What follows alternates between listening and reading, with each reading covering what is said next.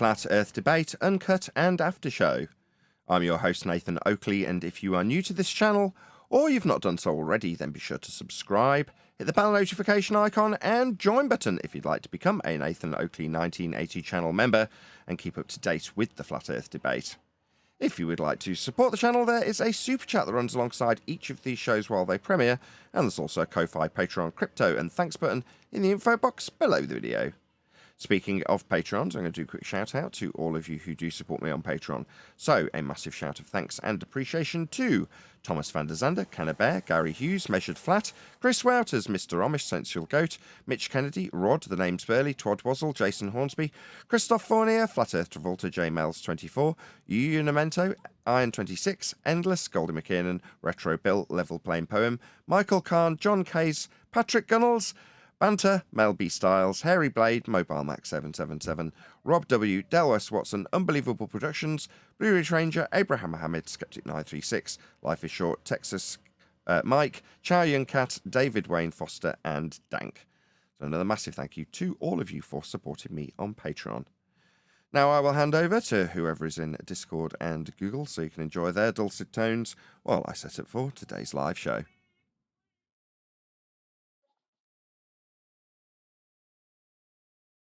Hey, Refracted. Speak of the devil.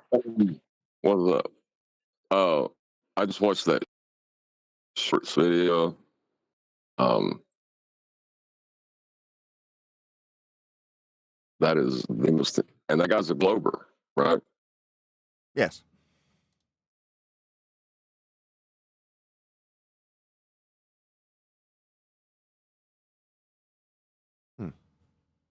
Neil, have you seen that? Which one you talking about?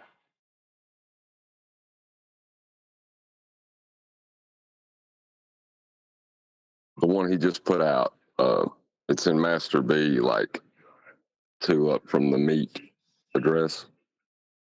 No, I didn't see anything. I thought you were talking about one of the shows we did.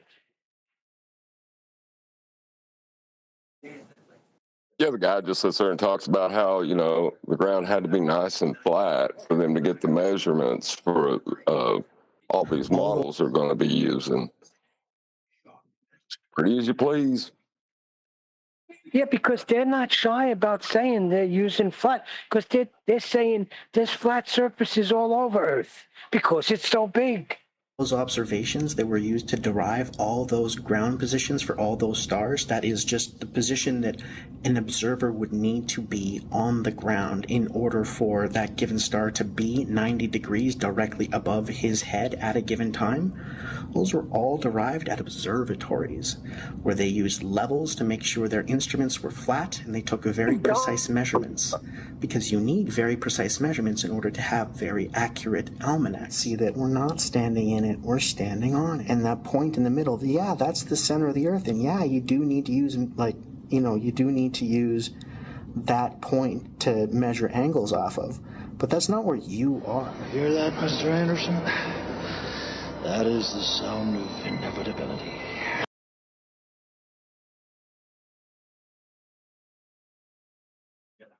So after he explained how, like, go through this again. Everything. It doesn't matter about. No, I think I'm gonna stop now. Okay. Okay. I think Nathan's here. Right. Okay, we'll talk another day, Jado. Thank you. Why would you stop? If you want to talk about it at another time, I'm quite happy to expand on it and make it a bit more simple. But I think I've made my point clear.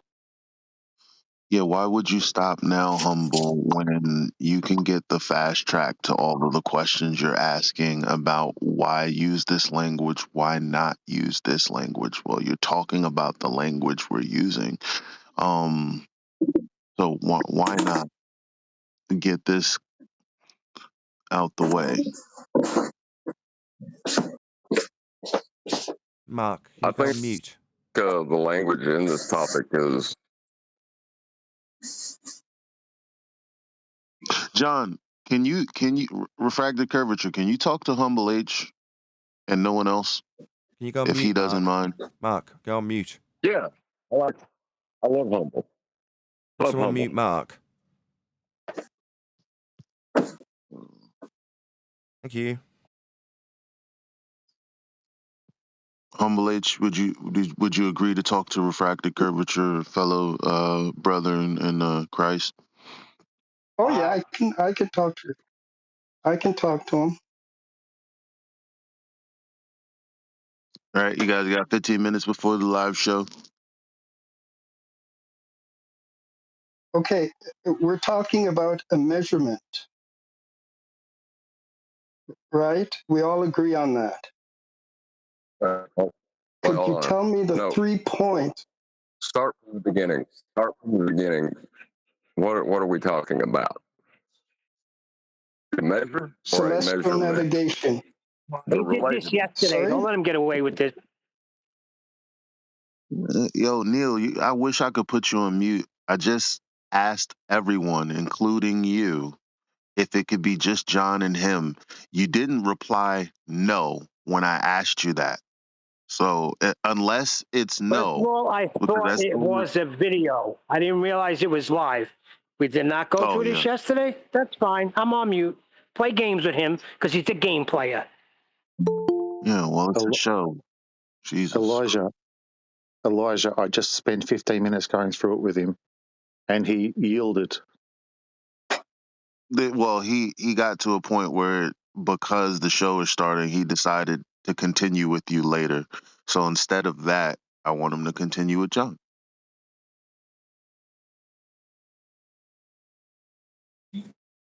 I don't know what the problem is. Well, what do you know?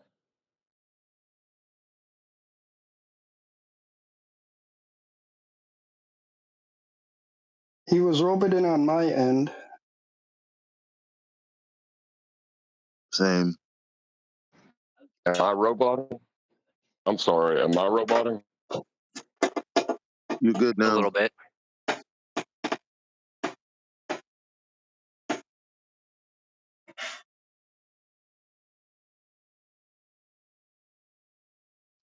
So Humble, I guess he asked you to start from the beginning because he doesn't really know the context at this point. Okay, we're talking about a measurement, right? And I'm asking, if we're making an angular measurement, the 3 points that we are actually measuring to get the number that we use to apply to the circle of equal elevation. What are those 3 points? That's not an angle. You need two lines, and you could consider them rays because you don't have a fixed distance for the ray itself. Just an angle measurement. You know what I'm saying? Okay. Your Yes. one line is a level plane. It is either the plane of reference, if you're going to use like sticks and shadows, or it is a parallel plane with the plane. If you want to use like a bubble sextant, you can also use uses our understanding of how the horizon is axiomatically linked to how we perceive a level, so that we can establish a horizontal plane of reference that's parallel to the surface. So which one of those do you want to talk about?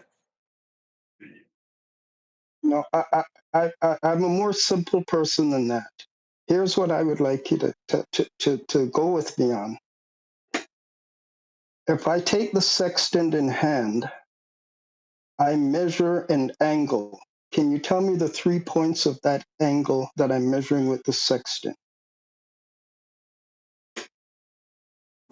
Well, you're going to use it on the actual plane, right? And form a circle of equal elevation. It will be a triangle, whereas the perceived position of the star will be 1 point. The point where that line intersects depending upon the tool you're using again, either surface level or eye level. It'll be a flat plane. Where it intersects the flat plane all the way out to the ground position. But that's not the actual measurement. We're talking about the measurement, right? That's not the measurement. That's But how we do get a utilize the degree measurement from that. We do get a degree measurement. Okay? So I'm saying to you, if after using my sextant, I take a round figure measurement of 40 degrees, this is the angle that's opened towards the horizon. True? I have 40 degrees now. Are those 40 degrees, is that the number I use to calculate for the circle that I'm going to draw out? No. No, you were asking No. about the Thank you. measurement and how you can apply the measurement, right, with 3 Thank you. points. And you wanted me to confirm it within that description where the actual plane. But now what we're going to do is take and subtract that angle from 60 or from 90 for From a 90. calculation to the ground position. Thank you. So the actual measurement that I'm using is a measurement of the sky.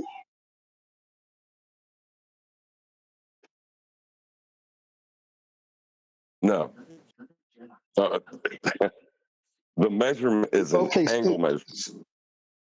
Yes, A yes, sky I hear measurement. you. It's an angle measurement. I'm agreeing with you. I'm agreeing with you. It's an angular measurement, but that angle is related to 2 places up above me, Ask him what not on kind the of angle ground, measurement it is, but John. in Just ask the him what kind of angle sky. measurement.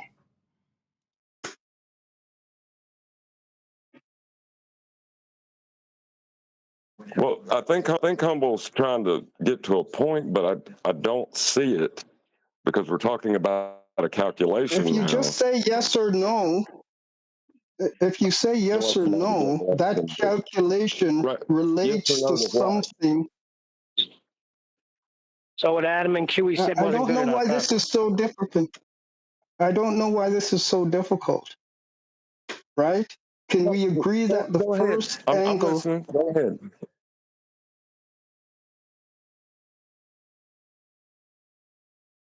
sorry? He said he's listening. Go ahead. I'm not sure why this is so difficult. I'm saying if I'm facing out to the horizon and I get an angle measurement of 40 degrees, I am now not finished with my process because I need another measurement in degrees. That's wrong. What? No, you're messing up calculation and measurement. The measurement is the elevation angle. It's with respect to the horizontal plane you're standing on. The calculation is not necessarily that because you're going to be subtracting from 90 and then multiplying by, is it 60 or 69? I'm blanking right now. Yeah, 60. Yeah, See what I'm saying? It's, oh, yeah, sorry.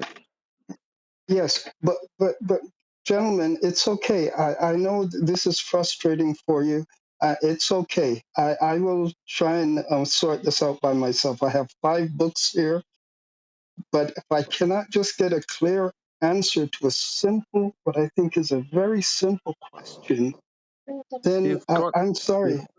Mm, Humble, you've already had answered. You've already had a simple answer to your simple okay. question. Yeah, Jado, Like, thank you. Okay, it's okay, yeah, right? No, we needn't belabor this. It's okay. exactly. It shouldn't be laboured. It's very simple. And I don't know how Okay, many times you've been told. no. Humble, don't Here, interrupt let me. him. Humble, don't interrupt him. by saying no, it's okay, and stopping the rest of the people need to hear. So what was your simple point to him, to Humble? Humble, please, give him a moment to respond to you without you interrupting him again, if that's okay. Go on, sir. He was given the 3 points. That's what his original question was, the 3 points. He was given that by me. And then he went on to ask a further question, which is in relation to a further measurement, which is, now what do I do with the angle measurement to the celestial body? Well, you subtract from 90 and times by 60. That is the measurement to get your distance along the ground. It's pretty simple. I don't know how much more simple we could make it. Okay, that's Right. The fine. Yeah, I hear you. subtracting from Now, 90. I think I know what it is, Humble. The subtracting from 90 and multiplying by 60 is not measurement. That is calculation. The elevation okay. angle Now, is the measurement. okay. So Okay. what he's done is he's Okay, ignored good. you. He's ignored you, Eli. No, He's just done it to John. I'm Let's try that again, John. I'm Hopefully, not. Humble nodding along through the top of your conclusion there, John. Let's try that one more time. Right. We don't need another measurement. We have the elevation angle measurement, Humble. The subtracting from 90 and multiplying by 60 is the calculation you will utilize to get a ground distance. That is not measurement. You understand what I'm saying? Okay. And then the Let's agree. triangle, the question you asked about the 3 points is semi-malformed because we're using our understanding of the optical plane to get an angle measurement to apply to the actual plane. The star is not in that position, but the position itself does exist above a point. It's just relative to you because it's taken with, do you understand? Okay. I understand. Let me ask you then a simple question. If I can acquire that 60 degrees without making an elevation measurement, is that possible? Sorry, why would we do that? We do acquire elevation angle measurements when we do navigation. They're with respect to ground positions. So you're saying if I don't do an elevation angle measurement, well, then you're not doing navigating and we're not proving Earth's measured flat because we measure Earth flat with that elevation angle measurement at 60 degrees with respect to a horizontal plane of reference to get that measurement off a flat Earth. So why wouldn't we be measuring an elevation? If I can continue talking to John for a minute, I could make my point. But if not, I can leave. Yeah. Well, I think I can answer your question now because you're talking about using the vertical and just skipping the elevation angle part altogether, right? John, were you here a couple of days ago when Nathan's daughter The answer brought was in? yes. But go on. He's about to give you an example of answer yes. He just didn't say yes. Now he's going to give you an example of it. Sorry, Humble. Just trying to help the conversation. Give the example of, yeah, go on. It's a good example. His daughter brought a straw sextant. I would implore everyone to go and Google a straw sextant. It's a very simple thing. You can make it at home. Throughout history, there have been men, Jado mentioned one, of men who were trying to do this throughout history. And the plumb is basically the baseline. And that 60-degree measurement, that would be a calculation after you've done an elevation measurement, can be eliminated from the process and you can have a plumb line measurement from your zenith over to that celestial object. And that clearly shows you that you are measuring the sky. Isn't that terrestrial navigation rather than sir, celestial navigation? because for your plumb box, Yeah, you need the plumb to be perpendicular to the plane of reference that the angle is with respect this to. is a little bit messed up because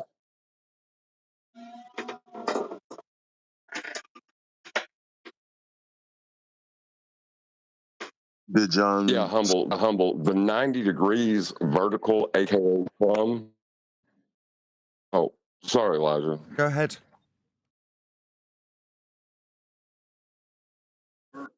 Oh, I was just saying the 90 degrees that you're going to apply that 60 from as your baseline, that plumb, that is vertical. That's with respect to the horizontal plane as well.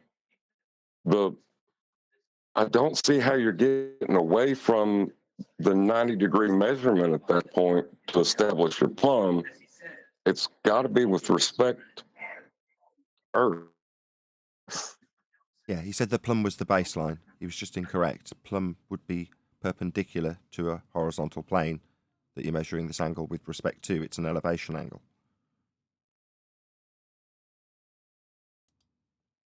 Hello, everyone. Just 3 points. Good morning. What would you call them? Right,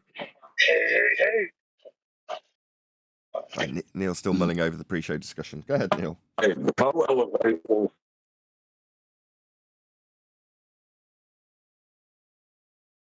Yeah, we have just started live, so protracted silences aren't the most desirable thing. Go ahead, John or Neil. I thought I lost the internet. That's fascinating. I I'm so just glad don't we like started the games live show being finding played. out how wonderful Neil's phone is. That's such a good start to the show. Thank you so much, Neil. Go ahead, John.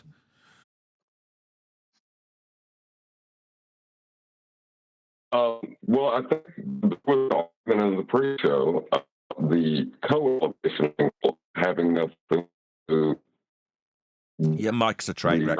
I can't hear a word you're saying. What an absolute horrendous start to the show. Sorry. Neil's interrupting. John can't hear me, so his train wreck mic's going to be rumpusing the whole bloody start of the show. What a train wreck. Wonderful. Is Well, my it's good to be phone here. coming in any clearer? Yes, because it's very important that we hear you testing how clear you are.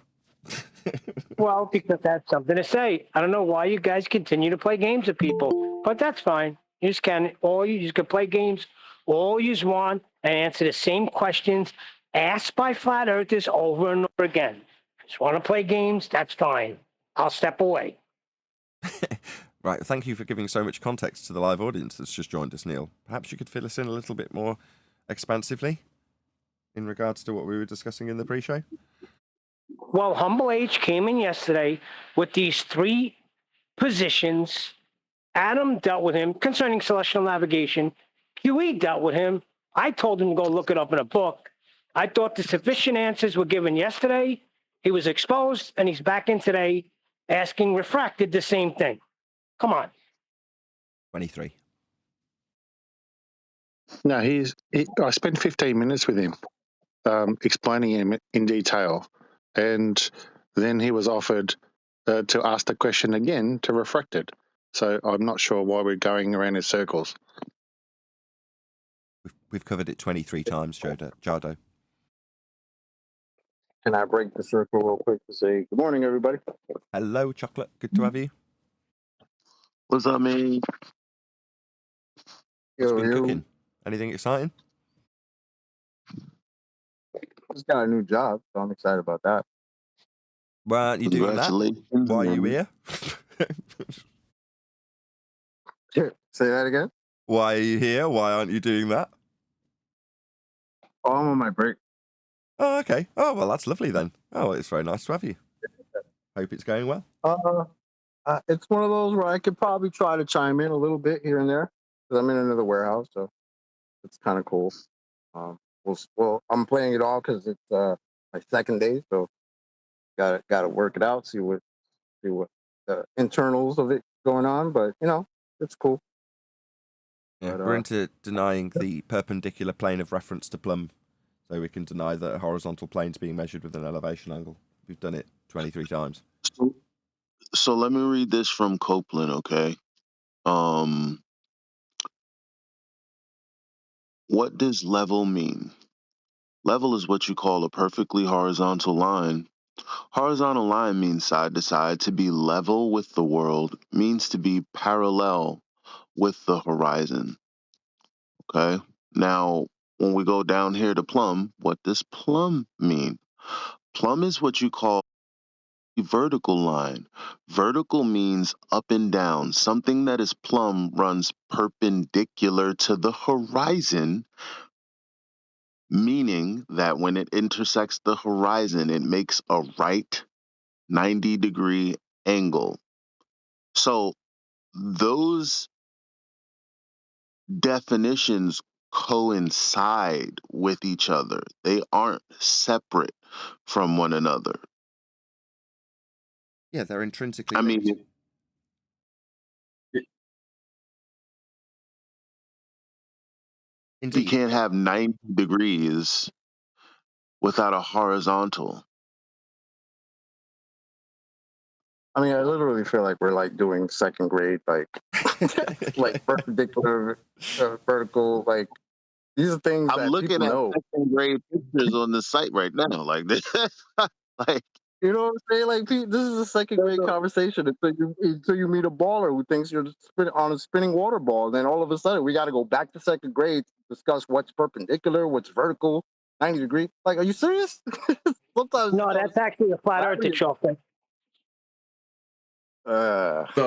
Yeah, he's a flat earther, and it sounded to me like he was wait, who? trying to assert that the co-altitude angle has nothing. Keep going, John. I'm sorry. You're getting interrupted 2 minutes before you stop talking, and by then they've already stopped interrupting you. Just carry on. Just plow through. yeah, well, maybe drop and come back because there He's is done this that. latency. He's done that. I thought QE was BSing. Okay, plow through, John. Go ahead. I did. The thing I'm saying though is, yeah. What I was saying though, it seems as if that Humble might have been asserting that the co-altitude angle has nothing to do with the surface of Earth, and I was wanting to get to that point if that was the claim he was making. Yeah, he said the plumb was the baseline.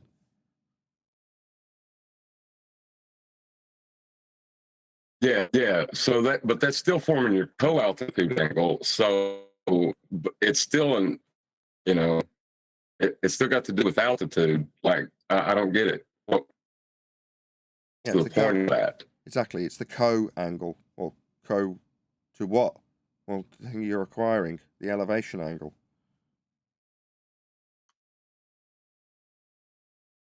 If I can explain simply that you do not need a co-angle to make the measurement of the sky that you need. You don't need to go through that process. It makes the shape of whatever is below you irrelevant. As long as you have a plumb, you don't need to go from that direction. You can go from the plumb direction over to the object in the sky. You have the angle. Yeah, you have the co-angle. Yes, sir. No. There's no co. Elevation There's angle. no co. Sorry? Elevation. Yes, I can't that's hear what you. that is. That's exactly what you're describing. Yeah, co-angle. It's an elevation, it's a measurement between 2 points in the heavens. No, you haven't got 2 But points if you're measuring from plumb. You've got plumb and a point in the sky. Yeah, so I don't. Maybe you missed it, but I'm going to read it again. What does plumb mean? In this Copeland.com reference I found. So plumb is when, or what you call a perfectly vertical line. Vertical means up and down. Something that is plumb runs perpendicular to the horizon, meaning that when it intersects the horizon, it makes a right 90-degree angle. Yes. So when they're talking about the horizon in this case, The horizon means plane of the earth. They're not talking about the horizon that you see when you look out at sea, because in this context, horizon means plane of the earth. But we're all in agreement that we can do this from 30,000 feet in the air.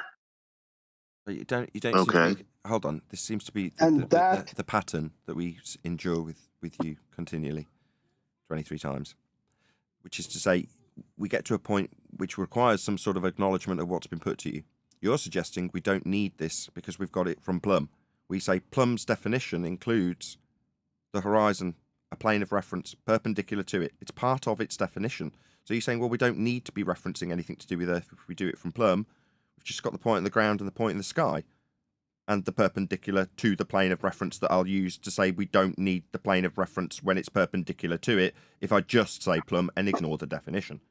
Now, that's been gone through with you by Eli. Very courteous and polite. You've then asked a new question about whether or not it'll change in elevation. So a new question, complete and total ignorance of what's been put to you by several people. I'm done with you. I'm not getting frustrated with you and have you justify why you've completely ignored 3 people. Just don't want to do it. It's tedious. Done it 23 times. You never acknowledge a single smacking word anybody puts to you. Tired of it. No, thank you. Done it with you. If you don't understand it by now, then you're too dumb to listen to what people have put to you and acknowledge what they have said. That has just happened in the last 30 seconds, so I'm not unreasonable to say that you're too dumb to acknowledge that which has been put to you by Eli and me. And others within the last half an hour, none of which has been acknowledged. You're just rude. Call yourself humble. Try acknowledging something that people have put to you. In this instance, perpendicular to the plane of reference, completely ignored by you. Right? Why? Don't care. Sod off. Don't care. Sick of dealing Not with you. Neil. Neil don't play those reindeer games. Try to acknowledge perpendicular to the plane of reference, or go away. One or the other. Don't ask me a new question. Don't ask anybody a new question. Eli just took his time going through it with you. He completely ignored him. So rude. Right, Eli? Didn't even acknowledge a single word you said. He left, Nathan. Now he's buggered off. Just run away. So when I ask him to acknowledge something, just runs. Total coward, completely ignorant, completely belligerent, rude. Why do we want to deal with this person? Why? Because he talks in a soft tone and calls himself humble. No, you're not. You're anything but humble. Yeah. Also, this I don't think citation makes he's it very clear that you guys trying to say that I had a conversation with riding on eggshells where I was talking about and I used John actually in our interaction to from yesterday, um and he completely responded non sequitur by saying this some point of perspective about if you're above the horizon. We all know that when you turn around, like it creates a circle, so that can't be a line. And it's like, well, that right there, what you're saying is completely non sequitur to the horizon being a plane. I don't even know why you would. I mean, of course, it's a distraction tactic. It is crazy that if you're trying to distract away from the premise, because obviously when I'm talking about the plane of the horizon and he goes, well, that's not what I'm talking about, when that's how the conversation began, that is what we would call a non sequitur. Or, well, because the word I think horizon is in red herring, I'm not sure which one you would call it, but A red herring. Go it's ahead, John. is because there's the actual plane we're dealing with, right? That's where the measurements are applied. There's the optical plane, where we're taking the measurements from, uh, and then we're using our understandings of how level and horizontal are axiomatically linked, and the horizon is a means for us to establish that horizontal plane to apply those measurements on. That is a lot for someone to take in, I think. I don't think it's humble being rude. I just don't think he gets it. When he tells you that you don't need the definition of plumb perpendicular to the horizon as per Eli's definition, because if I just say plumb, it's not needed. You're like, well, the definition of plumb requires it. It's part of its definition. But if you just say, I've dangled something down and I take my measurement from a protractor with respect to that plumb to the point in the sky, that's only 2 points. Therefore, I don't need a plane of reference because I've got plumb. Yeah, plumb uses the plane of reference. It's part of its definition. When you do something like that, what else can you conclude when he spent 23 attempts trying to deny the plane of reference at every single opportunity and literally hand-waving or completely ignoring, as in the case with Eli, everything that is put to him, ever? I'm sorry, I'm confused. But it was Humble that started to bring up Plum, saying that we don't need the horizon, we just use Plum. Yes. And he's also the same person that said we don't need the definition of Plum. I'm just confirming. He didn't say we didn't need it. It was pointed out to him, and then he started asking a new question about how high something was going to be measured and the differences between the various elevations.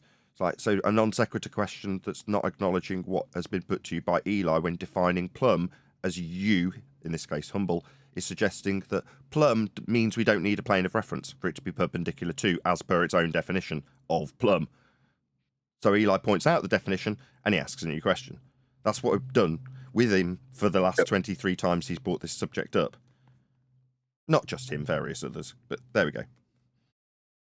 What they're trying to do, it seems like, is use the elevation angle and just take the vertices as like a point source derivative function and claim it's a sky measurement so that they don't have to address the ground, which is really weird. Disingenuous if you're a flat earther. Why would you be trying to argue against using the ground when it's part of the definition you're using to say it's not got to use the ground when I use plumb? Okay, these are only being done so we can reference the ground. Why are you trying to get away from it? When literally flat earthers have been telling ballers for years, focus on the ground, stop focusing on the sky, please. Yeah, now we've got so-called flat earthers telling us these measurements that are with respect to perpendicular and the plane of the horizon and ground levels, what we'll be extrapolating out with calculations after we take these measurements. The measurements themselves don't need the ground. Why? Well, because I'm a flat earther and I'm just trying to help and communicate with you guys. Oh, right. No, we're trying to communicate why you would need it. It's part of the definition. Well, how about this new question? Yeah, disingenuous. Absolutely disingenuous. He's trying to avoid the ground because that proves Earth is flat. Well, I think he does. He has a premise in his mind he's trying to work backwards from because someone's tricked him.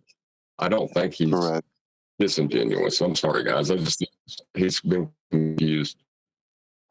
I'm with John. Perpendicular is not a hard concept to understand. Sorry, Duncan, you go ahead. Sorry, yeah, perpendicular is not a hard concept to understand. I disagree, John. I think he is absolutely disingenuous, and if you can't understand perpendicular, you're denying the ground measurements itself. He has to do that to stop his pain temporarily and to avoid that Earth is being measured flat. That's his tactic. Well, he's tediously, if I can say that, avoiding. It's not it. I agree with John because I mean we all use this process where it's process of elimination. I'm listening to you and I'm not hearing you say anything correspond with the point I'm trying to get to. But there's a way to do this correctly and there's a way to do this incorrectly. In his case, like John is saying, he's trying to work backwards in his mind because I've heard him, and he's talked to the ballers and the ballers have told him, listen, you can get this measurement without a horizontal plane of reference. That's not something you actually need. You can use it. However, because you don't need it, there's something there's this nagging suspicion that, well, perhaps because it's not necessary that it could be a globe and that the plane of reference is just something arbitrarily placed on top of a globe. And so he's trying to get us into the begging the question fallacy so that we can defeat it. The problem is it's begging the question. At this stage of the game, I haven't learned that if a ball is pretty much telling you that you don't need something, you can be pretty sure you need it. You know what I mean? It's one of those things. It's like always a tactic with these guys. So if they're very hard pressed to tell you, yeah, we don't need to pay attention to that. We don't need that. Most likely you probably need it. Yeah, notice how the comparative examples are to Yeah. ballers. This guy's claiming to be a flat earther, yet here he is, peddling the same tactics and obfuscation methodology as a baller, with the same denial of the ground as a baller. Isn't that interesting?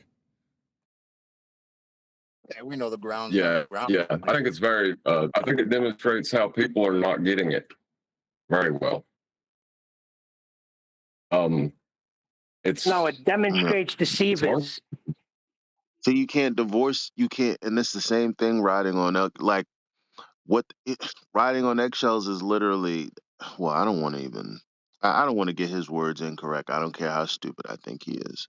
The bottom line is when you go to point out that a word is defined a particular way, uh, uh, for some reason they think we're lording over them because the definition is more important than the meaning. But that definition and meaning is synonymous. It's the same thing. So, so like that's the thing. Like we're trying to say, okay, well, I mean, clearly you guys thought you had science, you thought you had math, you thought you had definitions. Well, now you don't have science, you don't have the math, and now you're trying to argue about the definition of words is kind of crazy to me. We Like arranged it's Horizon one of is those defined things. as the way it is. And the reason that they have a problem with Horizon, they didn't have a problem with the Horizon when it was a geometric cutoff point, prospectively from your location. right. But like when it comes to it being defined as a horizontal plane that you must get, like referencing it to get something parallel with it means you need two straight lines. And they don't like that. Bro, Eli, the only time the horizon is cool is when boats are going over the curve. Other than that, the horizon's not cool in any way, shape, or form, and not useful in any Anyway, sort of argument. It's not the that you're ground, gonna it's not the map reference, it's or- imaginary, it's nothing to do with what we're going to be navigating and leveling our tool with. It's nothing to do with its own bloody definition as far as they're concerned. What's that? The horizon's got boats falling over the edge of it called Earth curve. Oh, well, that's cool. Yeah. That's cool. What's that? We Yep. need the horizon to be a parallel plane in order to use those maths, as shown here with Al-Biruni measuring the height of the mountain off a flat Earth. Well, that doesn't mean it's the ground, says the baller. Well, it was the ground a minute ago when you said the horizon had a boat going over it, but when I point out the maths to make that claim uses a horizon that's parallel with eye level, you say it's not the ground. That's where we are in 2024. It's the definition of hilarious, is what it is.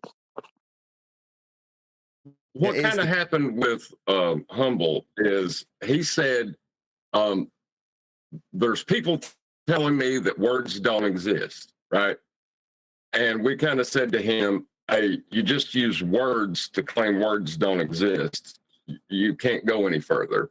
And he said, well, if we ignore that and continue on, do you want to keep talking about this argument? Just like if we ignore the horizontal plane. Perpendicular to plumb. Yes.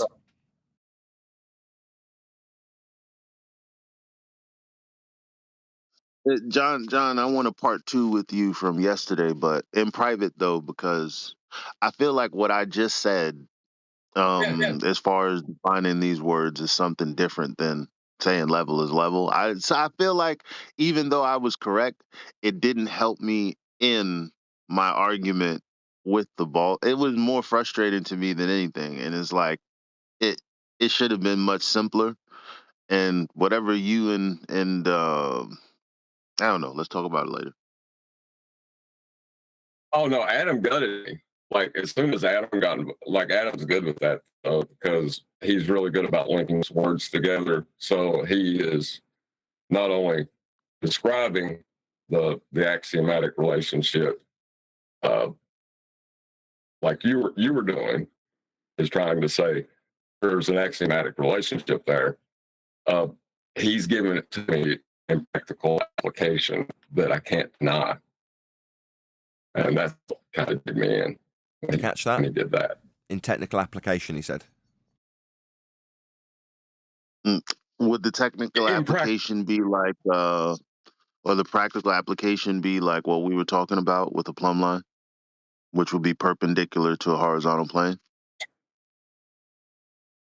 Well, what he said was level.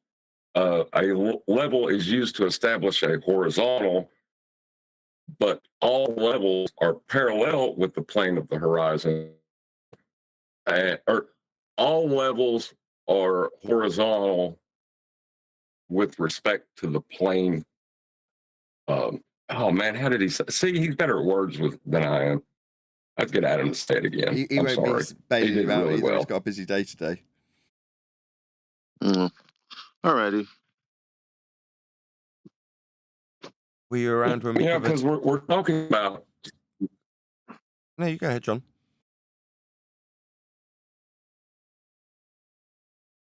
Ideas, like it may be simple at its base, but the way it's being utilized in celestial navigation, there's a lot of complex ideas being put into practice. The elevation angle itself is simple, but the way that the optical plane has an interplay so that our eyes render whatever these things in the sky are so that we can navigate the actual plane. It's huge. I mean, it's mind blowing when you understand what they're doing. It's mind blowing, and I can sympathize with people that get lost along the way. Fair enough.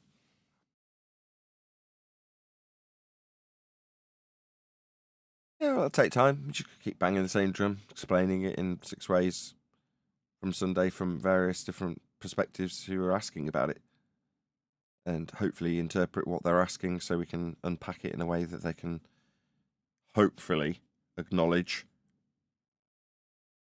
rather than just ignoring. Go ahead, Eli. You know what? I think, and that's the genius of QE, and now the rest of the panel who followed suit. Because yesterday, like we'd have probably ran around all day, but when you pull up a definition, they kind of just go quiet or leave. Because you're gonna argue with me and this? No, they're not. Because at that point, they know that there's nothing they can do. And it'd be kind of ridiculous to argue with the citation because they seem to believe that there's a citation elsewhere that would be more correct and be the antithesis of what you're saying. So once you have a citation along with what you're saying and it's to them a reputable source, it kind of takes the wind out of their sails. So always, screenshot all of the reference materials that we give you guys because it's going to be important if you want to talk about this with the people that you care about. Yeah. Oh, yeah. Well, like if you go to the pyramids, right? The triangles that sit on the ground on the earth. The way that they built the first ever squares so that they could work on those was to take a plumb line, like he was just describing, utilize the horizon to calibrate and make sure that it was a 90 degrees.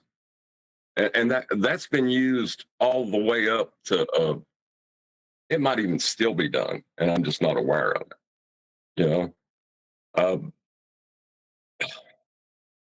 So the horizon and they're denying it now. Yeah, the horizon is horizontal. What a shocker. Well, it's not only that. The horizon is where sea level appears to meet the sky. So it's that place where your firsthand perspective and the actual plane, there's an interplay there that we can use to navigate our world, to have a better understanding of our world. And a lot of people don't. They just lost respect for it. I was going to say it's akin to the majesty of the heavens in regards to how they behave, that can be therefore utilised and put into practical application for navigation. The same majesty applies to the horizon in terms of that interplay that you were just describing, that is difficult to appreciate. But once you appreciate that there's something visually you can reference, use to calibrate a tool, and has an interplay with the horizontal plane the observer is standing on, which obviously isn't optical, you can utilise that to find your way around. Obviously, there's an interplay with the stars, but in most of the diagrams we have on screen, there's no reference to the horizon. It's being put into practical application to establish the plane, like in this diagram with the square, but at no point in the diagram does it say, here's where the horizon will be. There's a variation in where the horizon will be based on altitude, which has been hijacked and called Earth curve. But in reality, the horizon establishes your horizontal plane of reference. And you can utilise that in both practical terms, in terms of the plane, as depicted here, and in terms of how you observe it in physical reality. Now that is majestic. Right, John?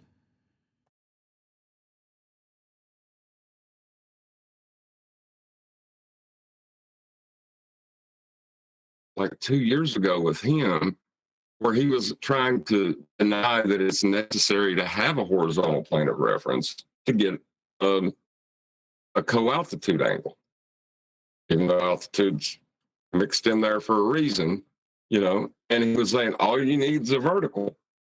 Like you can have a vertical in a vacuum, like such a thing can exist.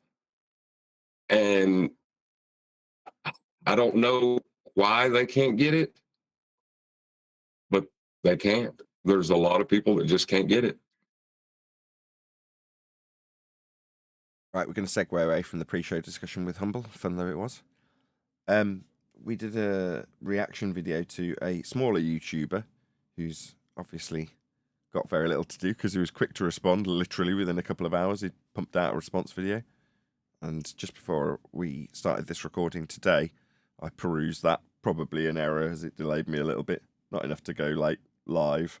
But nevertheless, I thought I'll bosh out a shorts video based on some of his initial reactions. I'm just going to put this right out there straight off the bat. If you're a videographer, it's often a good idea to ponder your response. Maybe make a draft, think about it for a second, maybe run it by somebody, and then publish it if you're happy with it, or remake it if you're not. Yeah? It's the same with most things. Obviously, there's varying different degrees of redrafts that you could potentially go through, but just going straight on your gut instinct isn't necessarily a good idea because it results in things like this. So this is Mr. Anderson and his response to us ripping apart his utilization of flat Earth elevation angles and his justification for why, no, that's not the case. Now, unfortunately for Mr. Anderson, I've got to say this because it's not just him.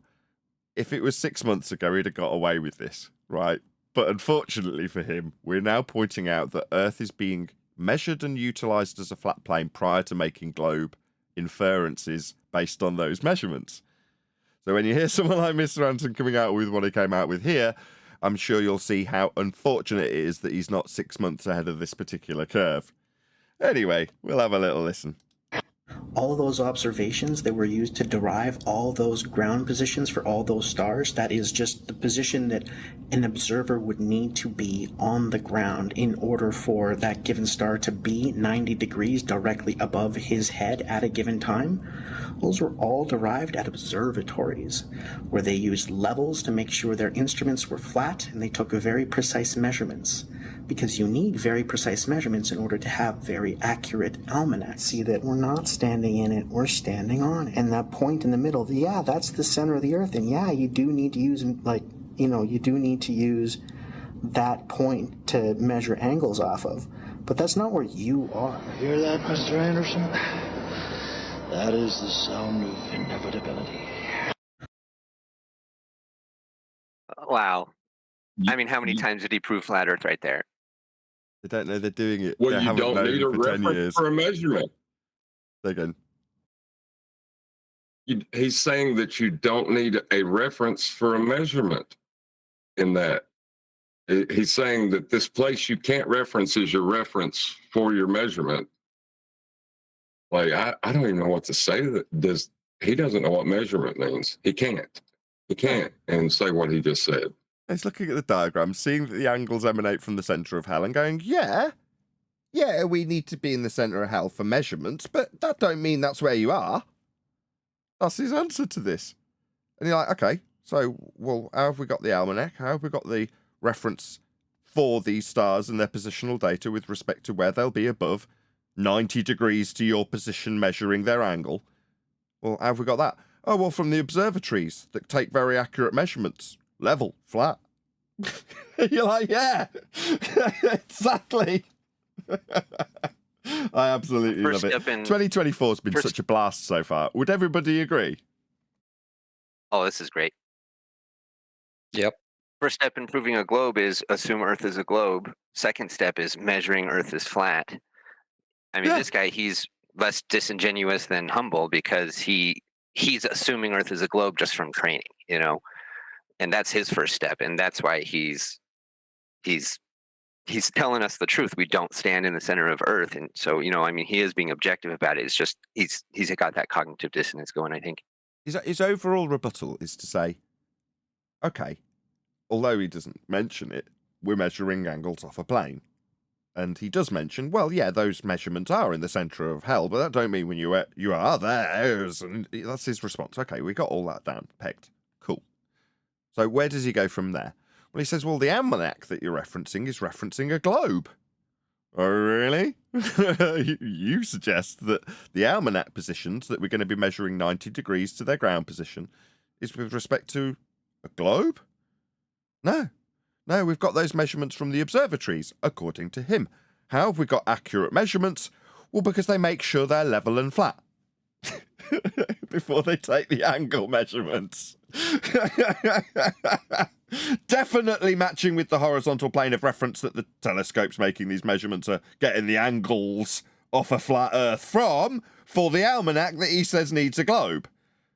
No, it's 2024. Now, while you might have got away with that prior to 2024, we just point out that, yes, you're getting the angle measurements from the observatories, according to you, for the almanac. And they're angles off a flat Earth.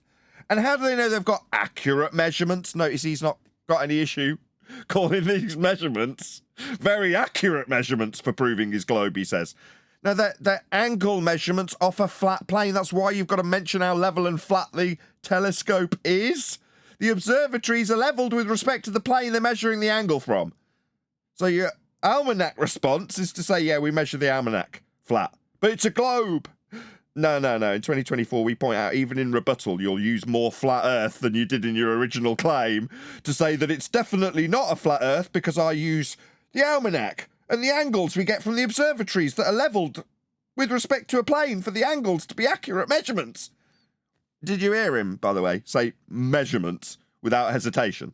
It was the one bit he was certain of after Googling it 30 minutes after watching our show yesterday. And he's gone and looked and seen how it's a measurement. And was quite happy to parrot it verbatim after his quick Google search and tell you how accurate they must be when levelled and flat.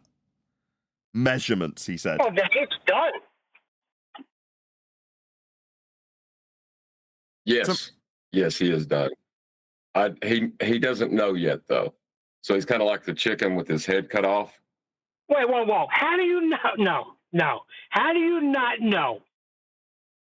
Some people are stupid. This guy knows.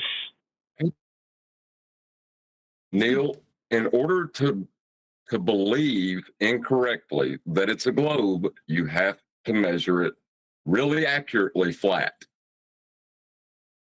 Yeah, but I just said this the other day. Back in the day, you had them coming in. Celestial navigation only works on a globe. And now this retard is basically stating the same thing in 2024? Yeah, he didn't Well, know. I wouldn't say he's retarded. Yeah, I he mean, doesn't. he's He sees a globe with respect to a celestial sphere, with you in the centre of it, with the angle dissected out as a cake slice that he showed when we were responding to his video. In his mind, it quote unquote works. According to him, we quote unquote figured this out. When we come along and go, yeah, the angle's emanating from hell when you see your globe in these models. That's how it works. And he goes, yeah, it's got to be measured from hell in a globe, but you're not standing there. Yeah, no shit. Yeah, you're not standing in hell, but the angles emanate from there when you say your globe works. No, you're not standing on the surface. You're extrapolating out these PZX triangles that represent a surface that is derived from the measurements from hell. They're not measurements if they're in hell. Obviously, we just measure on the surface with respect to the plane, like your telescopes that are levelled, flat. That's how we actually measure. Nobody's measuring from hell. That's how it's extrapolated out to give you your globe faith. Like John says, he just doesn't realise it yet. It's a bit too much for Mr. Anderson. Yeah, Earth's measured flat, ladies and gentlemen, and your globe belief will require it to be so. Here's a demonstration on screen from a navigation manual detailing a ground position with respect to an angle to a star along a flat Earth. That's how we measure these things. Imagine this point in the centre was an observatory. Oh, we definitely have to make sure this is really level and really flat when we take an angle to a star with the observatory. I mean, it doesn't matter if it's an observatory or go out on the sea with a sextant. They're all measuring the same thing. Angles with respect to a horizontal plane of reference with 90 degrees below the star. Ergo, it must be flat and level, as per Mr. Anderson's description after a quick Google search, that validates how Earth will be utilising its flat nature for these measurements, because it can only be done that way. Earth must be measured flat, as Mr. Anderson found out. Want to hear him again? All those observations that were used to derive all those ground positions for all those stars, that is just the position that an observer would need to be on the ground in order for that given star to be 90 degrees directly above his head at a given time. Those were all derived at observatories, where they used levels to make sure their instruments were flat, and they took very precise measurements. Oh, really? What, like this? 90-degree ground position with respect to the measurement from the observatory. In this case, it happens to be a boat. But the example is the same. We're measuring angles to stars with respect to how flat the plane of reference. It's when it's got 90 degrees to your position. You seem confused, like your zenith and its 90 had something to do with this. I mean, it would be if you were minusing from 90 for co-altitude. But the simplicity of an elevation angle has 90 below the star, not below you. I think you confused my explanation of what a zenith was as being the description of the angle measurement to the star. No. 90 degrees below the star means it's a flat Earth between you and your angle measurement, like with your observatory. Earth is measured flat.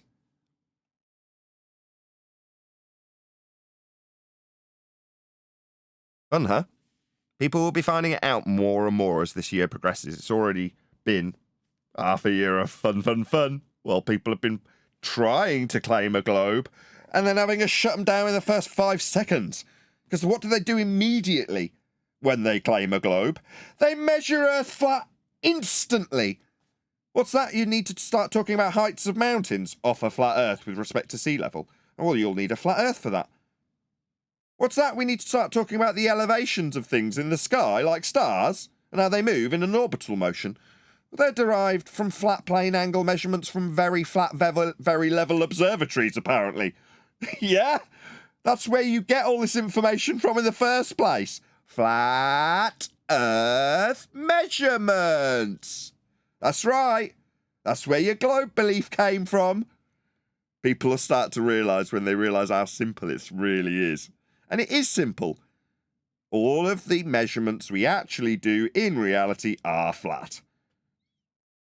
Not very well hidden. We've just been raised to believe that maybe level isn't level, maybe level moves to the centre of a sphere Earth we were raised from birth to believe we were on, even though that reification of a model is derived from these flat Earth measurements also.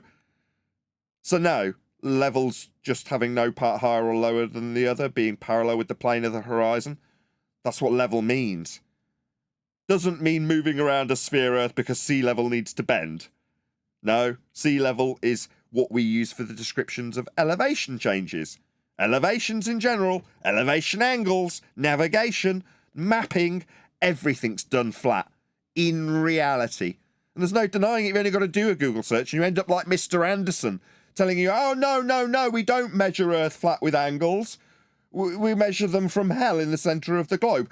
And the angles were acquired for the book that we've got all the positions in, the almanac. That was done by measuring Earth really, really flat and accurate. Okay, yeah, we agree. Earth's measured flat. 100 people watching. Woo-hoo-hoo! Thank you very much to all of you who shared the show. That's probably why we've only got 100 people watching. Definitely don't get any algorithmic love. But people have shared the show, so thank you very much to all of you who've done so. If you've just joined us, thank you very much for joining us. Good to have you. Please share the show if you've not done so already. Just be patient. Things will change. We will have the thousands upon thousands. Because this, what we talk about here, is second to none. Yeah, I agree. It went from, in 2023, being what we would call tip of the spear, cutting edge. Now it's come full circle. I would suggest that we're full on back to basics. Do you know what I mean? This is Flat Earth 101. When we start arguing with globers, if they're making a positive assertion, they will start to describe things that are measured flat, like heights of mountains, horizons, parallel planes, eye-level derivations for Earth curve edge horizons. All of these things start with flat Earth measurements, and they're right there in the maths for you to see. So there's no denying it. You've got to deny your own premise for your religious belief in a sphere if you deny Earth's measured flat. It's right there in your own measurements. A tenth.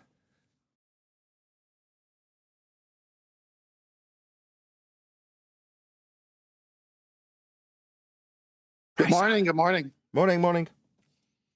Can you play? My dude.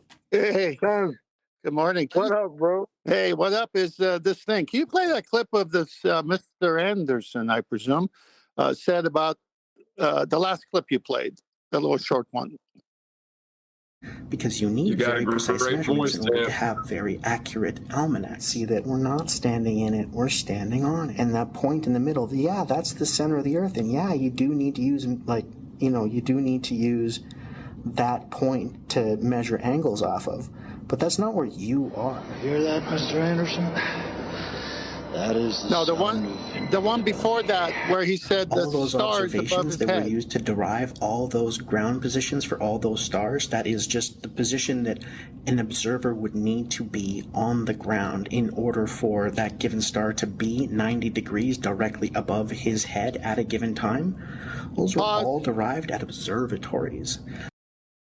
Pause. Please go to the pictures of Master B I just posted.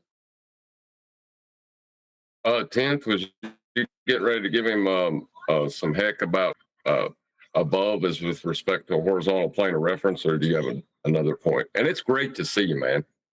It's great to see you, brother. Yeah, you're right. I mean, there's 20 different ways to take this lawyer down. He doesn't know what he's talking about.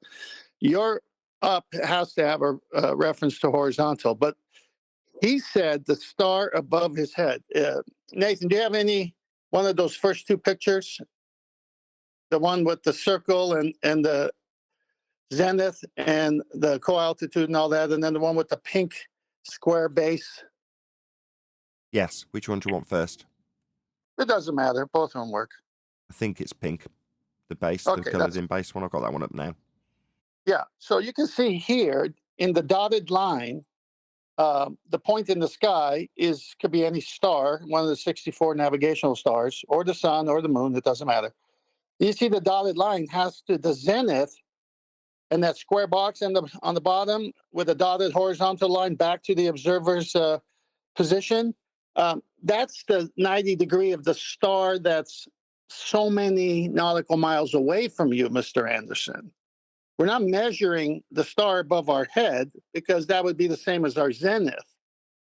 So you see the zenith of the observer is the one in the middle, and the star's zenith can be 4,800 nautical miles away. And so you have two parallel zeniths.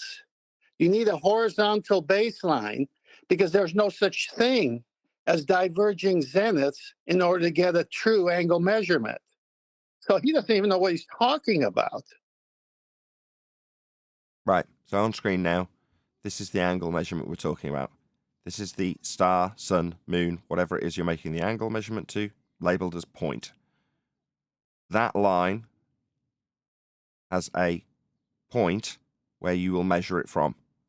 That point runs along a flat Earth to the zenith point of the star as just described by 10th Man, meeting the ground position. That's what this box here is. The ground position of the star that you will look up in the almanac. That 90 degree is running to your position also. So you have two straight lines, one forming a 90 at the zenith position of the star, and the other between your observation position and the star itself. That's two straight lines meeting at a zenith where you are measuring. That's the elevation angle measurement of this point. Excellent diagrams. Yes, and just I caught humble H, I guess that's what he goes by, but he's not humble, nor does he understand what he's saying. He was saying that I could measure the angle from my zenith, which is that one where the observer is, not the one with the dotted line. Okay, yeah, you need a plumb bob, and you don't need the horizon at that point because you're not at sea, you're on land, and the plumb bob could eventually steady to a 90 degree position to the horizontal plane you're standing on.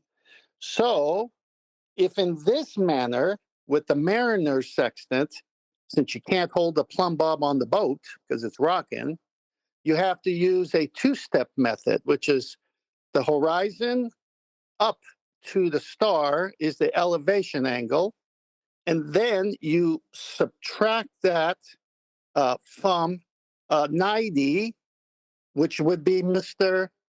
Humble H's 90, his zenith, but you can't use a plumb bob, so you can't do it the way Humble H is saying on the boat. So you got to do a two-step method. So you get the elevation angle using the horizon, and then you minus that from 90, and that gives you your co-altitude, which, as John said to Humble H, is exactly what you're doing without using the horizon. You're getting the co-altitude directly with a plumb bob. So you can see it creates a box. And if you were to draw a line from the point that's on that picture to the zenith box there of the observer, it would create a rectangular box with 4 90s at each corner.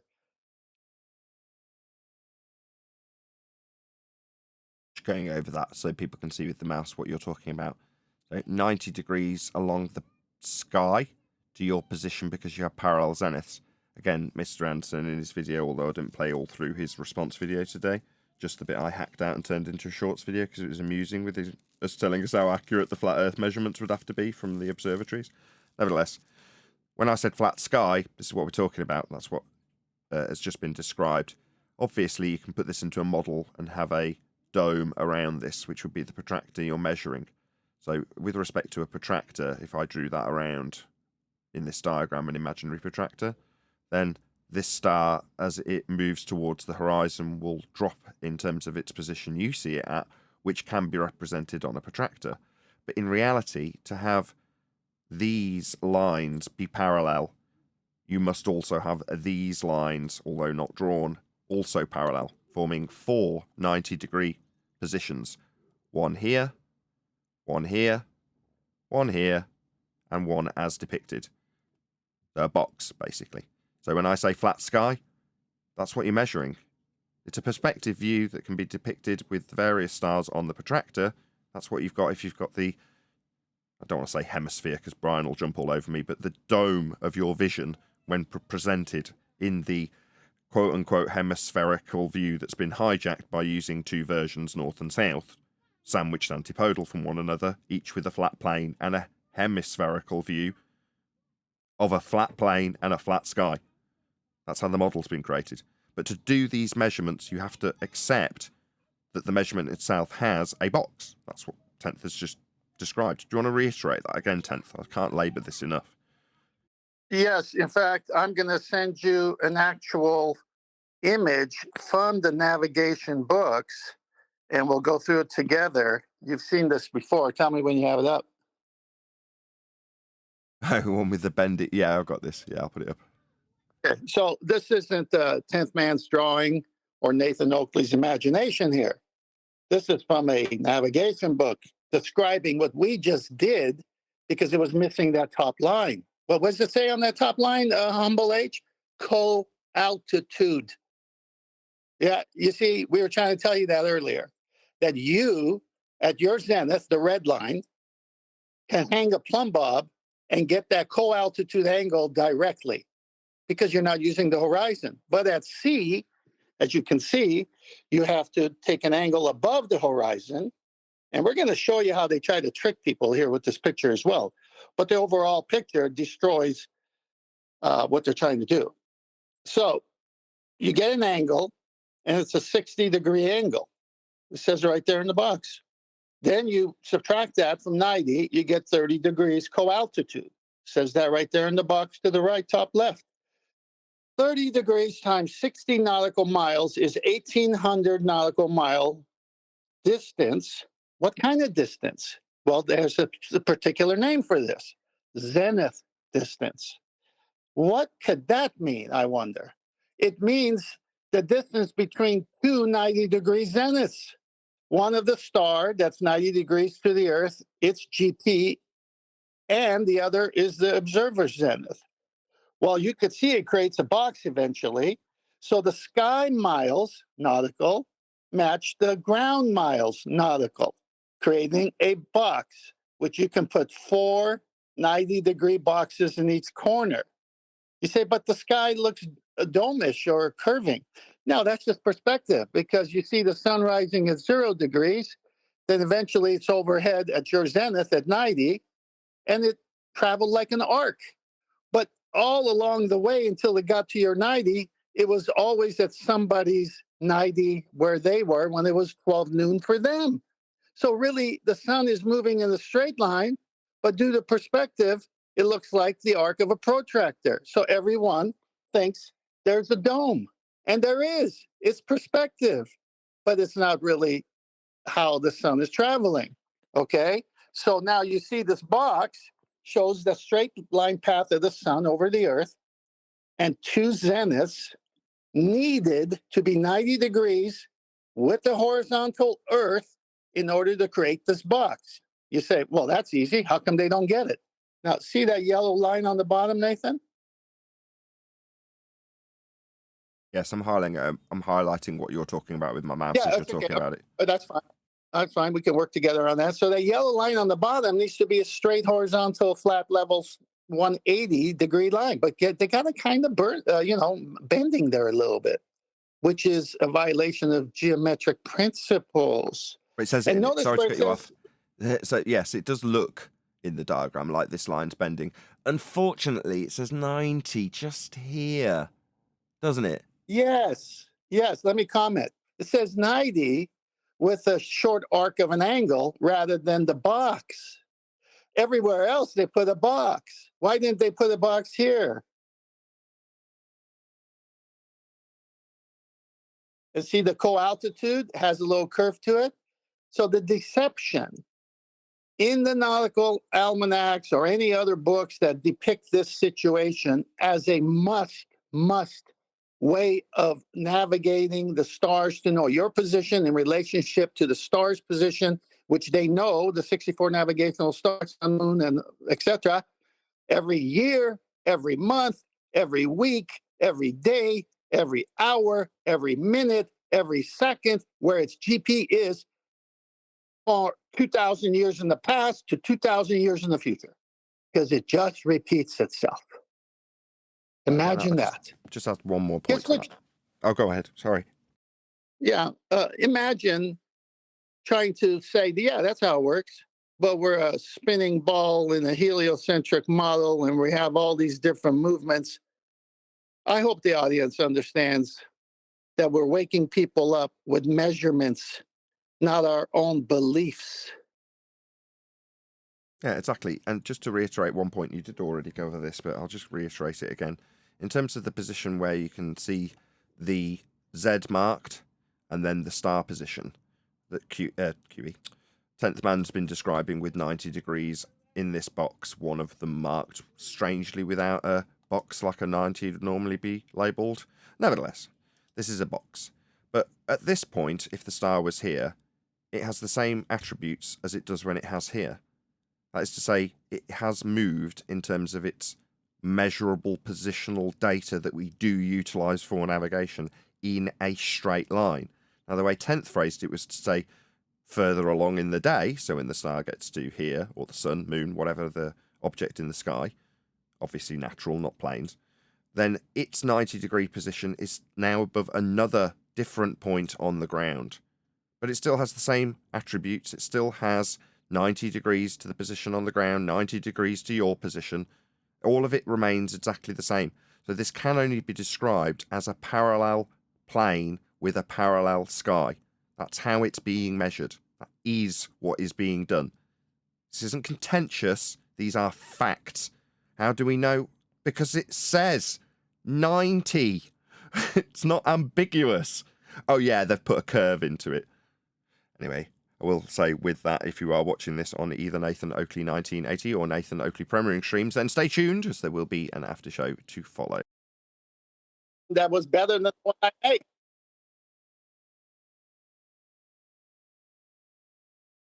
What was better than what? Fired, Nathan. Okay, come again? Nathan, you ended the show before I would have the coup d'etat. The next section was going to be stronger point than the first one, but they were going to be interlinked. Oh, I'm sorry. Yeah, I said you were a producer and you always wait for that moment that's perfect and you end the show. I'm really sorry. Okay, well, let's do it here. Go to Master B, and I set up 3 more slides, and it shows, well, actually, it's after that slide. The curve in the sky, the PZX triangle sliced out. Do you see that one? Yes, I've got what you call a drooping piece of slice, but it's not. It's drooping upwards. Yeah, there we go. So when they do, John Refracted Curvature did this in his kitchen using the kitchen floor with a lamp. So John, chime in after I'm done because you're going to love it. So what they do here, well, let's go to the second picture, the one below, so we can describe it, and then we'll go back to that slice because these are separate pictures. They don't know I'm using 2 different pictures, but they match, as you can tell. Yeah, I've got the second one. Yeah, okay. So this one, you see the celestial sphere, imaginary, dome view of every person with perspective. The stars go to 0 to 90 to 180, right? So hold on one second. Wife is calling. I'll be right back. I'll go ahead and say something about this because that whole weird belief that the sky is curving into the ground and that you can form a PZX triangle and all of these things that they assert, that's quadrant-based geometry off a flat plane. When they say spherical triangles, you ain't getting that from the surface of Earth. Your religious belief is still from a flat plane. It's quadrant-based geometry where you use the intersection of an R value to create these angles, which are projected out from a flat plane. Yeah. It doesn't help them at all. In this diagram, they just neglect to even diagrammatically represent the flat plane. So I don't know if you can see 10th second diagram where it's got a black iron shape, like a, for doing laundry in black. But from the center point, if I was to draw a line out that met the edge of the globe and then met the edge of the, bottom left part of the iron on the celestial sphere, that section, and the same on the right hand side, through the globe along the black section to the right hand side point of the iron on the bottom, and then the same to the celestial sphere, those lines would be forming the flat plane that the angles actually depicted are emanating from. So they've just got a black void where these lines are emanating from in the center of the globe, but that is with respect to a plane that they've not depicted. Yeah, I'm back. Yeah, they love. Go ahead. Oh, sorry. No, go ahead. Finish up. I was just going to say they love to change the angles with respect to a flat plane to a point source derivative function to a sphere, but it's still quadrant-based geometry. It has to be with respect to a level plane. It's just frustrating to hear them continue on like they have a point. It's a lifelong indoctrination. Every time you watch a movie, you see the globe coming up at the front credits. Every time you go surfing the internet, you see a globe somewhere. Every time you see some carefully planned, making sure that no one forgets NASA story that there's this black hole or this. So everyone's under this indoctrination, like Plato's cave, where they see the images on the wall, which are shadows cast by the fire from behind them, but they never turn around to see reality. And so someone finally goes out there and says, hey, those shadows on the wall we were looking at? Here, let me just do it the way it should be. Hey, all those things they told us about heliocentrism and spinning Earth and gravity and all, it's all lies. Turn around. Look, I found the source material. If you just turn around, you'll see how they do it. It's just this little imaging they do, and we fell for it because we live in a cave and we don't turn around. So we're asking every human being just to look at their publications, their drawings, their statements. You can't tell me 90 degrees has 7 different meanings. It is impossible. You can't live life that way. That means 2 and 2 is now 4 every time. So, yeah, this is where we're at. And that's why it's hard for people, because they get stuck in cognitive dissonance. I mean, we've all been there at some point ourselves, right? So we're just fortunate that God opened our eyes. So let me go on. I didn't want to rant that way, but it came out. So that's, Nathan, are you on the picture with the celestial sphere and the Earth in the middle? Yeah, the iron cut out, as I call it, looks like an iron scorched a hole in the celestial sphere to let you see the globe with another scorched iron hole in the middle of it, and then a void with a point emanating from it and no flat plane depiction. Yeah, exactly. So since you used the iron, let me press on forward. Pun intended. So here we go. I know I'm going to get people steaming mad, but that's the point. We're going to wake them up. Here we go. So go back to that first picture I gave you, and that slice resembles this iron image, does it not? Yeah, I think this is a very hot example. Keep going. All right. So when people see that, nice one. So as you can see, you can go to different sites and they're consistent. It is a perspective view slice using the North Pole, as you see in the image, NP, North Pole, the star's position. You see the star on the left and the sub point, which is GP, ground position, and the observer zenith, where humble H is, alone with his plumb bob. But in this case, you need these 3 things to create this image of an iron slice. So if you follow those lines down on those 3 straight lines to those 3 things, right? The zenith of the observer, the zenith of the star, and the North Pole, anywhere on those three lines, your angles remain consistent throughout. So here's what they've done. I've tried to explain it a few times. They take an angle measurement from a flat Earth, which is what we are, but they say it's the equatorial plane. As you can see there, as Nathan said, that red dot in the middle without the actual equatorial plane there. And the origin is the key, because that is the reference frame for the angles. What they've done a switcheroo. So you take this angle measurement, the PZX triangle, which requires in tandem, just go do a little research, the Haversine transformative formula.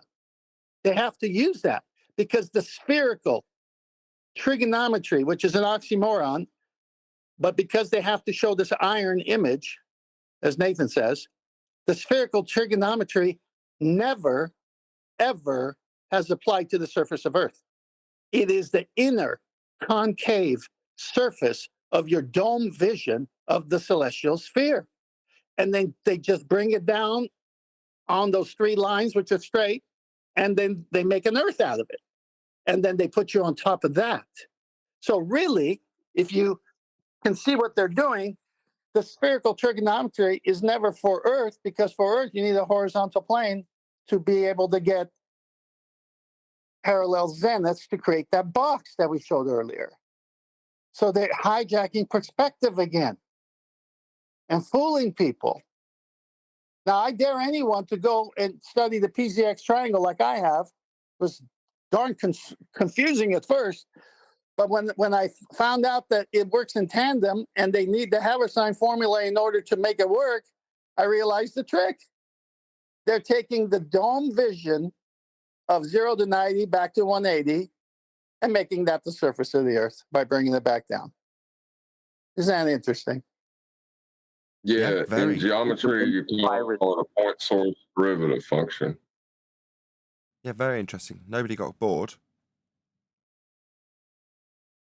This was a bunch of pirates hijacking everything, right? That's what they sound like. Wow, that was a good one. Ironing board.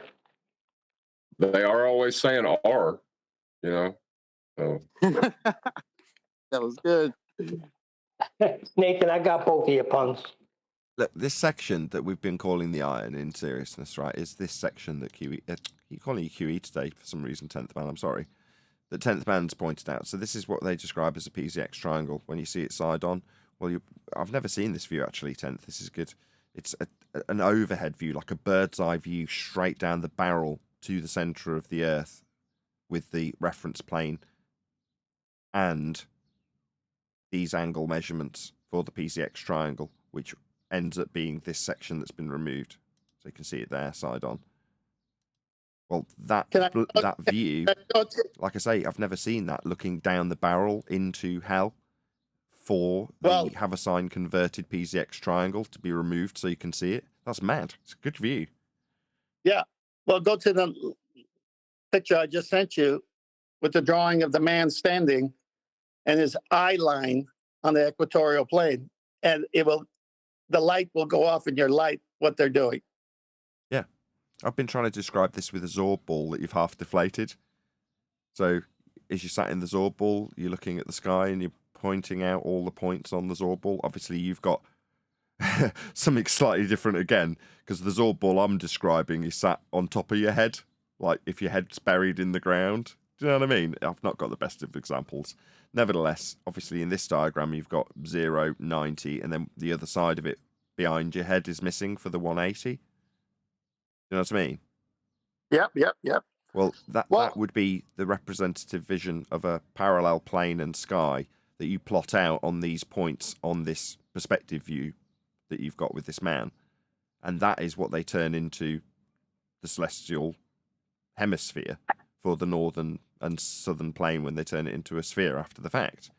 But your view is just this. That's all you're getting. But for this to function in terms of how it's being used with a perspective view and angle measurements is to turn your flat plane, that's what you've got marked with PP and then a dotted line for the eye line, to all the points above your head in the sky. That's all they've done. They've converted your view into your dome representative vision in orthographic. That's all they've done. Perfect. And then you get this. Exactly. The globe burger. Yeah, I thought it was funny. I watched yesterday's. Oh, sorry, Tenth. I watched yesterday's video, and the guy said that there was geometry out there for these PZX triangles. It's really complicated, but it's out there. And like the crazy thing is, it's quadrant based. Straight lines are defining these triangles, and they're just not even addressing it. You know what I mean? Yeah, the projected points. The projected points for the PZX triangle. Let's just go back to the iron diagram because that's useful to show what this is, right? The straight lines for the basically standard flat plane geometry that's used to describe the after the fact points emanates from a flat plane that is absolutely required. It's bog standard in that regard. Now you've got to use your Haversine conversion and create these points to project them on with the straight lines you're describing for them to, after the fact, ignoring everything I've just detailed and you've just detailed, only describe this bit, the dangling pizza slice that they end up with. Now, what about all the beginning steps that required a flat plane to plot out the angles to these points from the centre of hell with respect to a plane? Oh, just ignore all of them.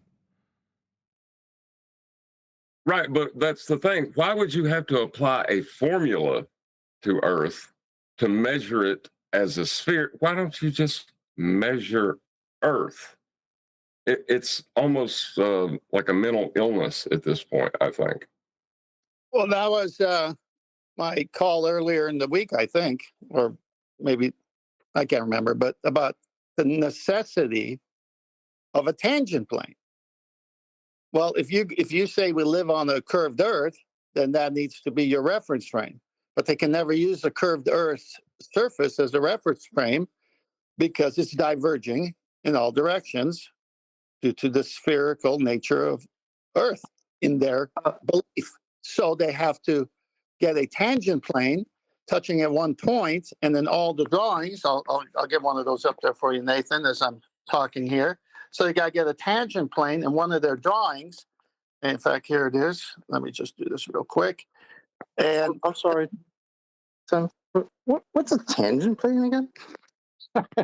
well, the word is plane, and it has a point of tangency touching a circle or a circle representing a sphere at one point. And they're no longer addressing the spherical surface for their reference. They're referencing, are you ready? An infinite, unbounded plane for the reference. There's that word again, plane.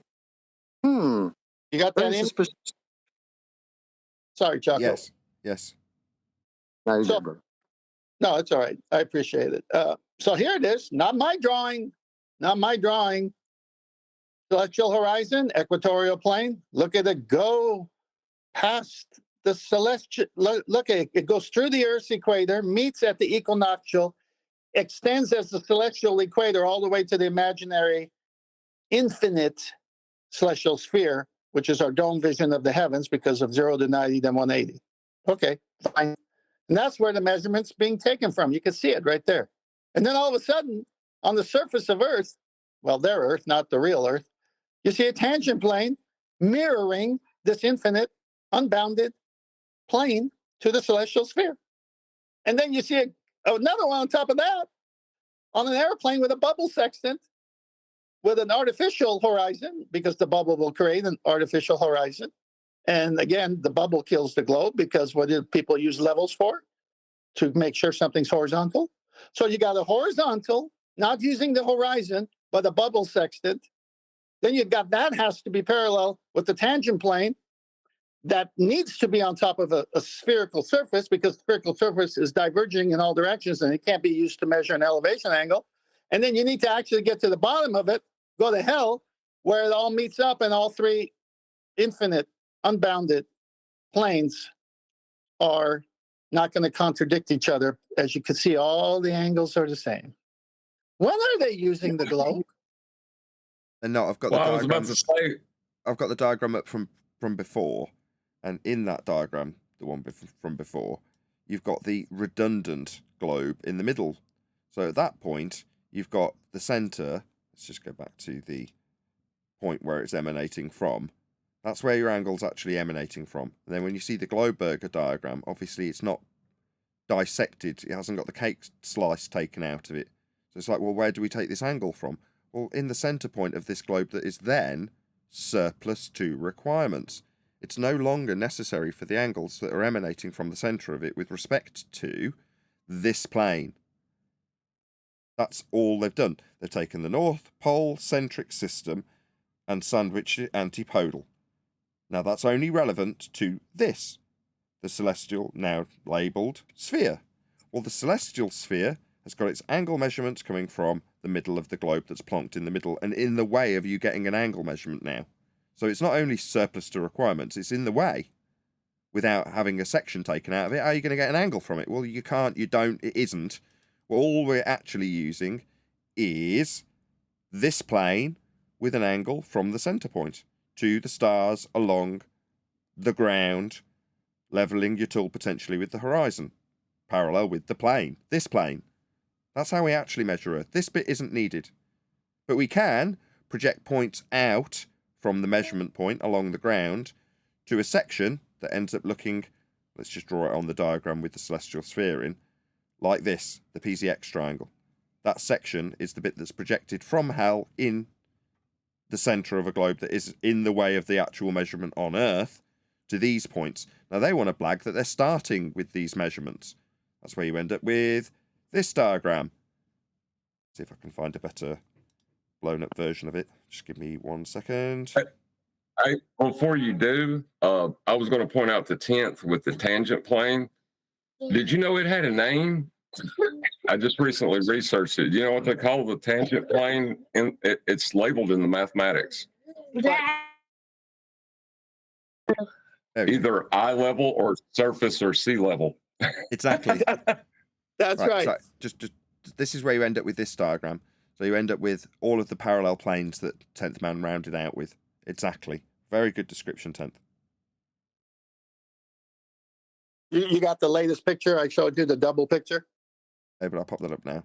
Oh, I need to change my... There we go. No, that's not it either. I don't know why I'm all over the place with my buttons at the moment. It's all right. That one. There we go. Yes, got it up. Yeah, go ahead. Comment on it. I'm going to get something else. But obviously, this will help because this has one on top of each other. Sure. Well, you've just got the various... They've tilted it so that it just throws you off slightly. But they've got the celestial... Okay, stop. Thank you for bringing that up. Let's correct that right away. The tilt is there. Again, another indoctrination mind game. When you look into it, which I hope everybody checks out everything I'm saying, because find out on your own, because then you know it's true. The sky map for the celestial sphere is based on a date called the vernal equinox. They use that date because that's when Earth tilt is negated. Now, why would you use a date to create a sky map when Earth is now tilting, when you've been telling us it's been tilting 23.4 degrees? Well, when you research it like I have, and buy the books, and please do, so you can be another 10th man challenging 9 other people when they come to the same conclusion that they live on a spinning monkey ball. They have to do that because that's the only way to get a 180-degree straight angle infinite plane and a 90-degree meeting it in order to do elevation angle measurements. They're no longer using the Earth as the map. They're using the sky as the map. If they want to use the Earth map, you have something else, and it's called the altitude azimuth horizontal coordinate system. So there's 2 ways of doing it. One is observer dependent, which is the altitude azimuth horizontal coordinate system. Every observer's position will be different from somebody else's because of the way it's done, because you're using the Earth. But if you go to the equatorial mountain, method, you have to use the vernal equinox. You have to do what I just said with the 180 infinite plane and the Earth negated tilt. So the Earth's not tilting, it's just a flat plane. And now, whether you're an observer in Munich, New York, or Los Angeles, you just look at one coordinates and you all see the same star because now you're making the sky the map. Isn't that interesting? Yes. You can make the sky They the call map. it asymptotically flat. Asymptotically Isn't flat. that just another L for them, right? Because of all the dates they're going to use a date that when the Earth's not tilting, supposedly. Well, if the Earth isn't tilting, in fact, well, why wouldn't you use that date? Wouldn't that be closer to reality? Like the fact that they even use that is just another L for them. It's ridiculous. Yeah, and it's actually even more suspicious because what is the transit of the sun north and south of the equator each year? 23.4 degrees. Twice on the equinox, vernal and autumnal, in September, I believe. It's 12 hours day and 12 hours night on the Earth. Exactly, whenever it's over the equator, the imaginary line on the flat Earth. But the further south it goes on its transit is 23.4 degrees. And then it starts heading back and hits the vernal equinox on its way north. And then the furthest north it goes is 23.4 degrees. And its GP is directly over that part of the Earth. So the sun's GP is between 23.4 degrees north and everything in between until it gets back on the equinox. And then all the way south, 23.4, and every step of the way is GP. It goes no further than 23.4 south, and it starts its transit back again. So when you realize that's what the sun does every year, what the moon does every month, we have a system. We have a system that Genesis talks about that gives us our seasons, not the tilt of the Earth. Because you know what, when you know you're in summer, you got a lot of sun. Well, if it's moving and somebody else's summer is not your summer anymore, it's your winter. And this is all working on a flat plane because all the elevation angles have to work on a flat plane, and all of their math has to work with an infinite, unbounded, 180-degree plane all the way to the imaginary celestial sphere. Yeah, what this bottom diagram does is affirm one of John's point, which he often makes, which is if you're going to describe the tilt, you're still going to be describing the tilt with respect to the plane of reference. And in the diagram, obviously the entire plane of reference is tilted, but in order to tilt it and describe how much it's tilted by, you have to have a plane of reference in the first respect. Hence, the tilt being described by derivation of these objects in the sky and their elevation angle measurements, in terms of where they're observed from and how high they'll be in the sky. Well, those are all flat Earth measurements. Yes, you can then move into heliocentric motion and eventually derive axial tilt, again with a use of a description that requires a horizontal plane of reference to describe it. But that's only being done to fudge a heliocentric model by having a methodology that's back calculatable into the original flat Earth measurements of the sun, as just described by 10th man. Everything he just described in terms of the angles is with respect to a plane. That is, although it wasn't highlighted by 10th, the origin of why they have an axial tilt and their back engineering of what originates their axial tilt is measurements of angles off a flat plane to the sun in this instance. Now that's true for everything. If you've got a heliocentric claim to punt, it will have its origin, just like this, in a flat Earth angle measurement. That's how it's been derived. And why it works, in quotes, on a globe, in quotes. Why? Well, because you've started with actual measurements of Earth, performed transformative equations, projected the points based on the measurements of a flat Earth onto spherical surfaces. Well, that means that they were back engineered from the origin of the Earth itself, so that they function on maps when transformed to globes and then projected out onto cylinders and then rolled out flat so they can be used with angle measurements again. All of these things have their heart in the measurements of Earth. In this case, angle measurements to the sun. That's how Earth is measured. Now, it's not hidden. You can find this stuff out because it's buried, admittedly, within the diagrams that very much contain globes, to infer that that's what you're standing on when you look at a diagram like this, when in reality, the angles themselves and their functional use and their origins in measurement are on the plane of reference in the center of the globe. There is no globe. That's something that's been done after the measurement that's being depicted in these diagrams. You can only get to the globe after the measurements that the globe in the diagram's in the way of. Can I ask Tenth if Tenth? Yeah, go ahead. Have you heard the claim about the Earth getting in the way of the sun to block the moon and create a shadow because of its angular relationship with those celestial bodies? Yeah, you're talking about eclipses? Yes. We finally got Danny Faulkner there and he left, but he was going to use elevation angles to assert that the Earth was in the way of the sun blocking the moon as his proof for the Earth as a globe by using elevation angles in the celestial sphere. Yeah, that's great. That's fantastic. I'd like to hear that segment. I've been busy, obviously, so that'd be great to hear. If you make short out of that, Nathan, label it, if you would. I have. I hacked You it down. can't. I hacked it right down because there was massive protracted silences from Danny Faulkner, some up to and over a minute long, and I hacked them all out and turned it into a relatively shorter video.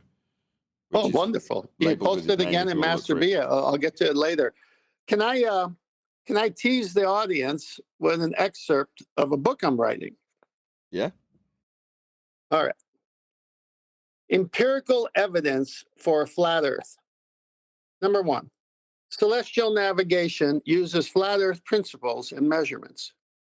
Accurate over vast distances.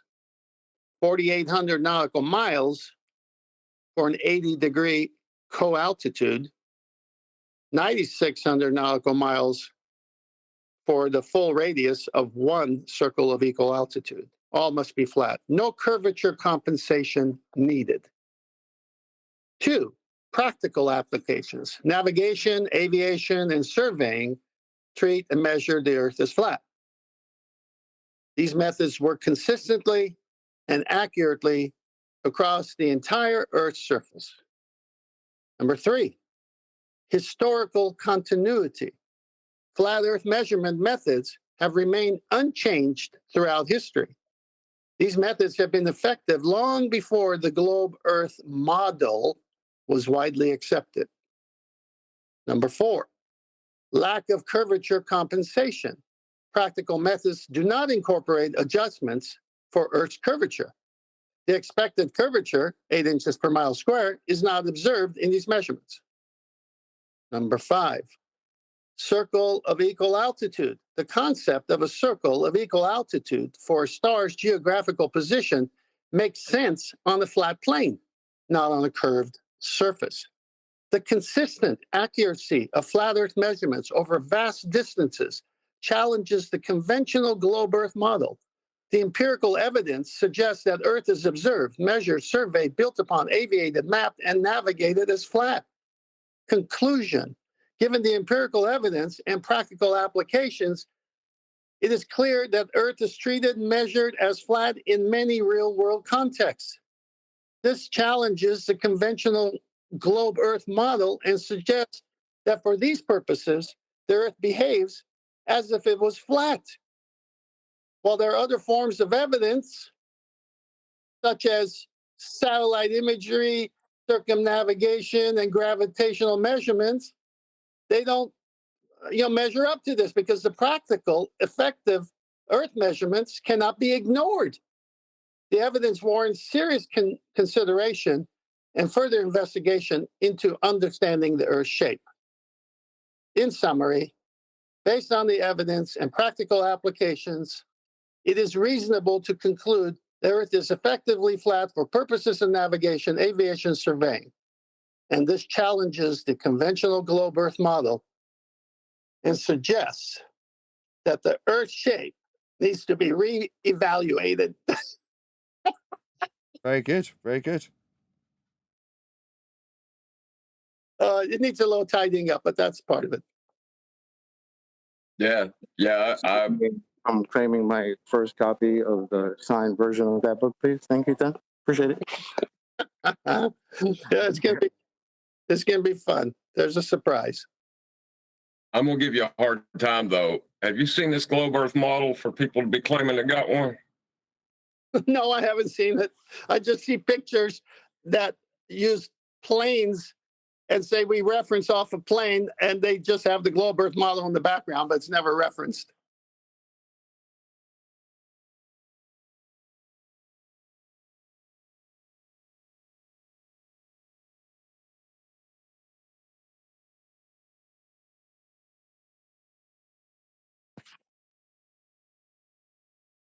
It's good to hear from you, good 10th. Let's get to hear you. You got your job, right? You're not working a lot. Yeah, but I fell asleep during one of the lectures this morning, so they sent me home for the day. Like, dang it! But I just drove. They weren't mad about it, because I just drove 8 hours or one way, and then drove 8 hours back the other way after just being there for like, a few days. They weren't like buttholes about it or nothing. Like, they understood that I just had to do a lot of driving, so they just said to go get some sleep. Yeah, that makes sense. Yeah, it's fun. It's fun where we're at with the flat Earth debate. It's fun that just two arguments. Go on, Bucko. I came in the other day and I heard you. I was so mad. I was like, damn, it's one of the days I don't go on. And this dude comes on. So I'm glad you came in today, brother. It's definitely good to hear you. Yeah, it's been, 225 days, actually 235 days of tending to my wife's cancer. And it's been very difficult, but I'm getting help from my daughter a little bit so I could break away. So, yeah, I try to listen, but I can't get all the shows. But lately I've been able to jump in here and there just because, all this time I'm able to just be soaked in my thoughts about what I want to do further with all these books I bought and the investigation and how can I contribute to the team. And so, it's been used for good things as well, not just caretaking, which is the best thing, of course.